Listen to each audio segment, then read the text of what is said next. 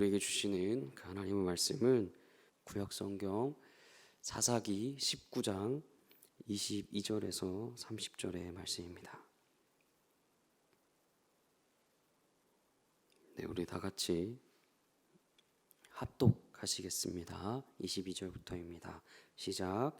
그들이 마음을 즐겁게 할 때에 그 성읍의 불량배들이 그 집을 애워싸고 문을 두들기며 집 주인 노인에게 말하여 이르되 내 집에 들어온 사람을 끌어내라.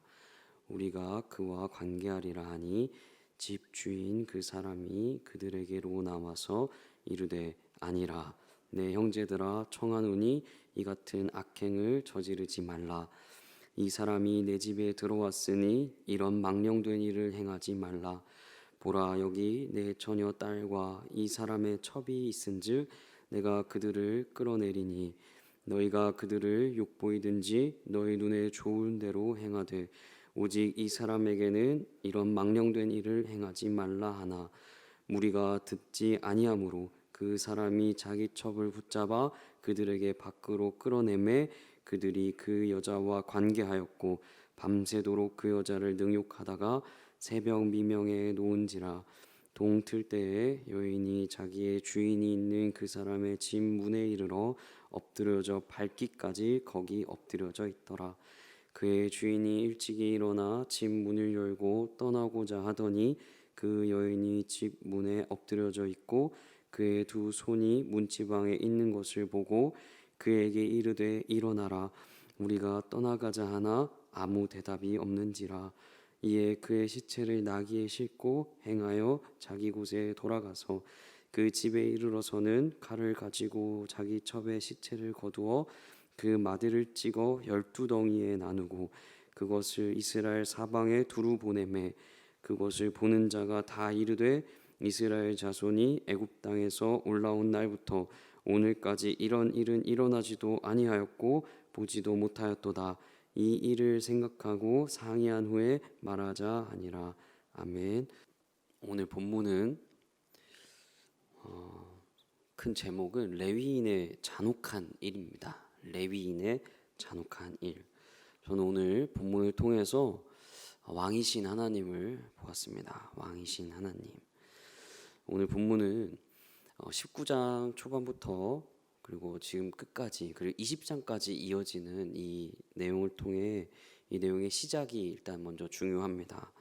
레위인의 부부가 부부싸움을 하고 그리고 그 부부인지 첩과 부부라고 정할 수 있는지 없는지 모르겠지만 첩이 자신의 친정으로 갑니다.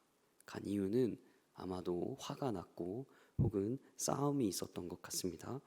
그래서 친정으로 가는데 레위인이 자신의 첩을 데리러 갑니다. 그래서 첩의 친정으로 같이 가게 됩니다. 그래서 첩의 아버지를 만나고 또 첩과 잘 화해해가지고 다시 이제 본인들의 집으로 돌아가는 길이었습니다. 길이 멀어가지고 베냐민 지파의 기브아라는 지역에서 하룻밤을 지내야 했습니다. 그리고 한 노인의 집으로 들어갑니다. 그 노인의 집으로 들어가서 쉬고 있을 때 아주 행복한 쉼이 있는 그 시간에 아주 참혹한 일이 벌어지게 됩니다. 오늘 본문은 여기서부터 이제 시작이 됩니다. 그 노인의 집으로 들어간 그 순간부터 본문이 시작이 되는데요. 문을 두드리고 불량배들이 그 집을 둘러싸고 문을 두드리면서 레위인과 그 첩을 내놓으라고 이야기를 합니다.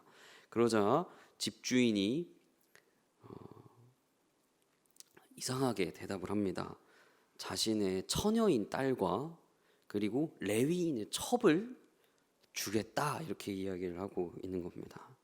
여러분 우리가 우리의 상식으로 보면은 어떻게 집주인이 레위인의 첩을 주겠다 이 이야기를 하는 것과 동일하게 처녀인 자신의 딸을 왜 불량배들에게 줄까 하는 그런 의문을 가질 수 있습니다.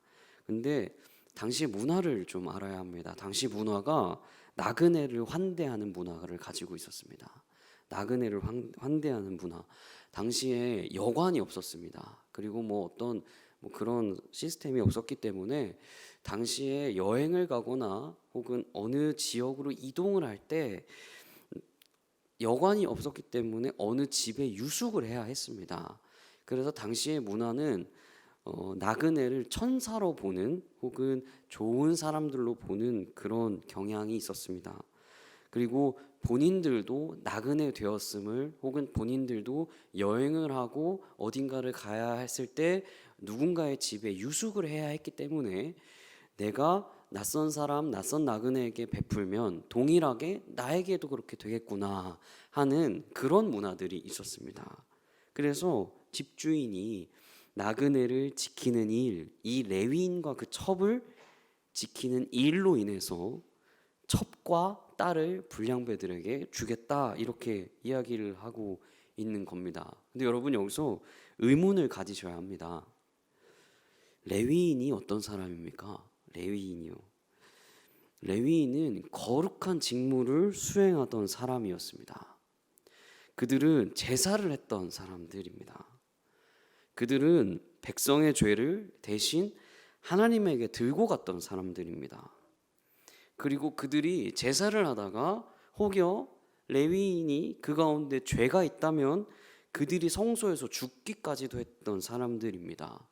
잘 생각해 보면 레위인은 다른 사람의 죄를 위해서 자신들을 희생했던 사람들입니다. 근데 그런 레위인이, 그런 직무를 감당해야 하는 레위인이 가만히 있는 겁니다.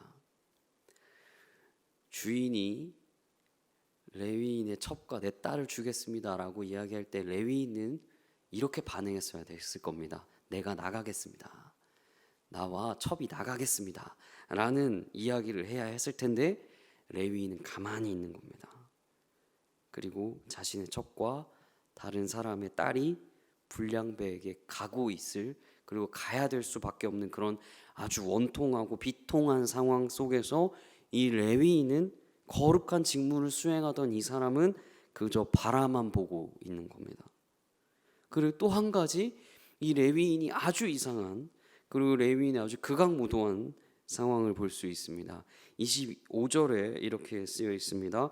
무리가 듣지 아니하므로 그 사람이 자기 첩을 붙잡아 그들에게 밖으로 끌어내매 그들이 그 여자와 관계하였고 밤새도록 그 여자를 능욕하다가 새벽 미명에 놓은지라.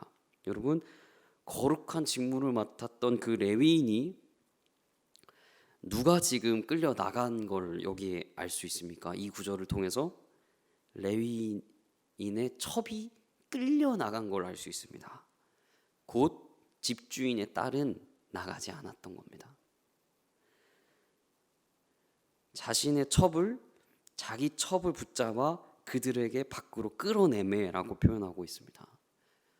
여자는, 첩은 나가고 싶지 않았던 겁니다. 그렇게 희생당하고 싶지 않았던 겁니다. 근데 첩을 끌어냅니다. 억지로 내보냅니다. 그리고 그 첩이 능욕당합니다. 그리고 그 다음날 여자가 문 앞에서 발견이 됩니다. 문 앞에서 발견이 되고 난 뒤에도 이 레위인의 모습이 정말 극악무도한 사람인 것을 또 27절에 알려줍니다. 27절에 이렇게 쓰여 있습니다. 그 주인이 일찍이 일어나 집 문을 열고 떠나고자 하더니 그 여인이 집 문에 엎드려져 있고 그 두 손이 문지방에 있는 것을 보고, 이렇게 쓰여 있습니다. 여러분, 우선 레위인의 호칭이 바뀌었습니다. 뭐라고 바뀌어 있습니까? 주인으로 바뀌어 있습니다. 그리고 너무 웃긴 것은 떠나고자 했다는 겁니다. 레위인이 분명 주인과 종의 관계로 지금 이야기하고 있는 겁니다. 그리고 자신의 첩을 어떤 하나의 물건으로 지금 취급하고 있는 것입니다. 그리고 이 사람이 지금 첩이 걱정돼서 나온 게 아니라 자신이 여기서 떠나려고 나옵니다. 첩이 걱정돼서 첩의 문제로 지금 떠나려고 나온 게 아니라 그 집에서 그냥 내가 나가려고, 다시 자신의 집으로 돌아가려고 그래서 그렇게 나아옵니다.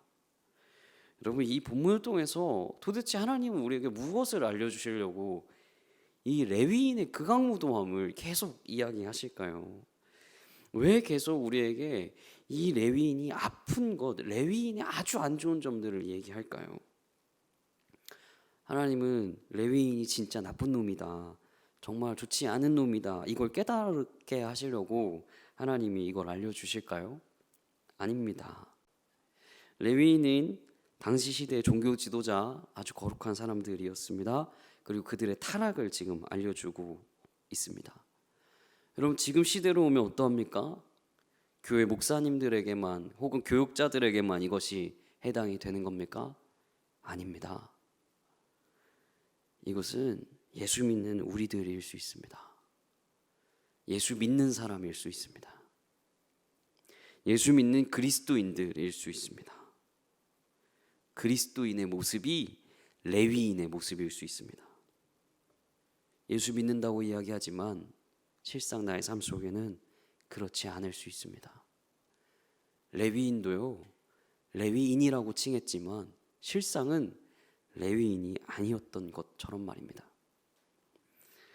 예수 믿는다고 이야기하지만 자기가 살려고 다른 사람을 희생하게 할 수 있습니다. 예수 믿는다고 이야기하지만 자신의 이익을 위해서 다른 사람의 희생을 요구할 수 있습니다. 그것이 우리의 모습일 수 있습니다. 예수 믿는다고 하지만 다른 사람을 소유권으로 주장할 수 있습니다. 그것이 나의 배우자일 수 있습니다. 그것이 나의 자녀일 수 있습니다. 그것이 나의 부모일 수도 있습니다. 내가 관계한 어떠한 사람을 내 소유권으로 주장할 수도 있습니다. 혹은 그 사람을 이용할 수도 있습니다. 레위인을 통해서 어떻게 이렇게 이 사람이 극악무도할 수 있는 이런 죄인일까 하는 모습을 통해 우리의 모습을 동일하게 보는 것 같습니다. 우리의 모습을 봐야 합니다. 우리 속에 깊은 죄가 있구나, 정말 죄된 것들이 많구나. 그리고 이 모든 죄된 일들, 이 모든 시작은 한 구절로부터 또 시작이 됩니다. 딱 한 구절입니다. 19장 1절에 상반절에 이렇게 쓰여 있습니다. 이스라엘의 왕이 없을 그때, 왕이 없을 그때. 여러분, 이스라엘의 왕이 없을 그때, 즉 인간이 왕이 되었을 그때에 죄악이 시작됐다, 죄됨이 시작이 되고 있다, 이걸 이야기하고 있는 겁니다. 19장 전체를 통해 그 이야기하고 있는 겁니다. 혹은 사사기 전체를 통해 그 이야기를 하고 있는 겁니다. 이스라엘에는 그 전이나 그리고 그때나 앞으로 그리고 지금 살고 있는 지금 우리 시대까지 우리의 삶에 하나님은 계속 왕이셨습니다. 그리고 지금 우리에게도 동일하게 그 하나님의 왕 되심은 역사하고 있습니다. 근데 우리가 왕이 아니라 하나님이 왕이 되실 때 우리의 이익이 아니라 우리가 희생하게 될 것입니다. 우리의 소유가 아니라 하나님의 소유가 될 것입니다. 그래서 우리의 삶에 왕이 되어야 합니다. 하나님이 왕이 되셔야 합니다. 그렇게 될 때 비로소 우리는 예수 믿는 사람이라고 이야기할 수 있을 것입니다. 우리 모든 구리지구촌 성도님들의 삶에 하나님이 왕이 되시고 진정 예수 믿는 사람 되시기를 주님의 이름으로 축복합니다. 우리 다 같이 기도했으면 좋겠습니다. 우리 두 가지를 놓고 기도할 텐데요. 하나님, 우리 삶에 왕 되었던 것들이 있습니까? 우리 삶에 내가 왕이 되었던 것들이 있습니까? 하나님 앞에 다 내려놓기 원합니다. 두 번째로는 하나님이 왕 되셔서 우리의 삶 다스려 주십시오. 하나님이 왕 되셔서 우리의 모든 것들을 다스려 주십시오. 우리 다 같이 이렇게 기도하도록 하겠습니다. 기도하십시오.